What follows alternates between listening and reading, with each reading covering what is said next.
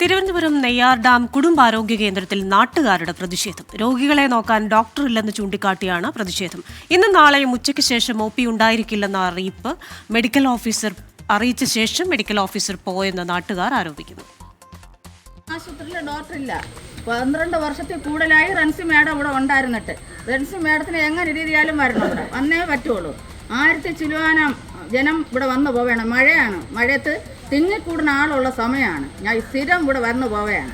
എനിക്ക് മെഡിക്കൽ കോളേജിലെ ആശുപത്രിയിലെ ചികിത്സകൾ ഇപ്പോൾ ഈ ആശുപത്രിയിൽ തന്നുകൊണ്ടിരുന്നതാണ്. ഇപ്പോൾ എന്ത് കാരണമാണ് ഇങ്ങനെ വരാത്തതെന്ന് എനിക്ക് അറിഞ്ഞുകൂടാ. ഇതിനൊരു തീരുമാനം ഉണ്ടാക്കി ഈ ദേശത്തുള്ള എല്ലാവരും കൂടി ഇതിനൊരു തീരുമാനം ഉണ്ടാക്കി പഞ്ചായത്ത് പ്രസിഡന്റും സെക്രട്ടറി എല്ലാവരും കൂടി ഉണ്ടാക്കി ഈ റൺസി മാഡത്തിന് ഇവിടെ കൊണ്ടുവന്നേ പറ്റുള്ളൂ. വിവരങ്ങളുമായി അലക്സ് റാം മുഹമ്മദാണ് ചേരുന്നത് തിരുവനന്തപുരത്ത് നിന്ന്.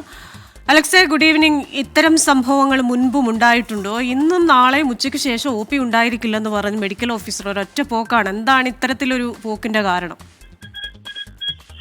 ക്രിസ്റ്റീന, സാധാരണക്കാർ, നിർധനരർ, ഒപ്പം ആദിവാസി വിഭാഗത്തിലെ ജനങ്ങൾ ഇങ്ങനെ ഒരു മലയോര ഗ്രാമമാണ് ഈ പ്രദേശം. ഈ മേഖലയിലെ ജനങ്ങൾ മുഴുവൻ ആശ്രയിക്കുന്ന ഒരു പൊതു ആശുപത്രിയാണ്, ഒരു പൊതു മേഖലാ ആശുപത്രിയാണ് ഈ കുടുംബാരോഗ്യ കേന്ദ്രം, നെയ്യാർ ഡാമിലെ കുടുംബാരോഗ്യ കേന്ദ്രം.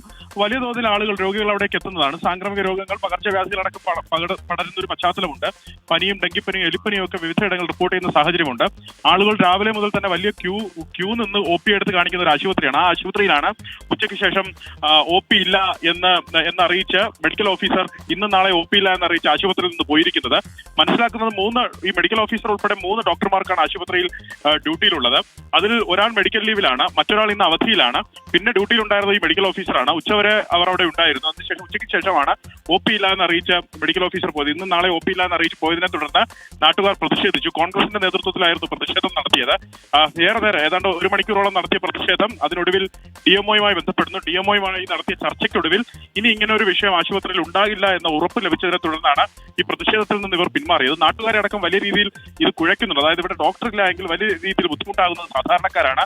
ഇനി ഇങ്ങനെ ഒരു വിഷയം ഉണ്ടാകരുത് എന്നുള്ളതാണ് അവർ ആവശ്യപ്പെടുന്നത്. ക്രിസ്റ്റീന. ശരി, അലക്സ് റാം മുഹമ്മദാണ് തിരുവനന്തപുരത്ത് നിന്ന് വിശദാംശങ്ങൾ നൽകിയത്.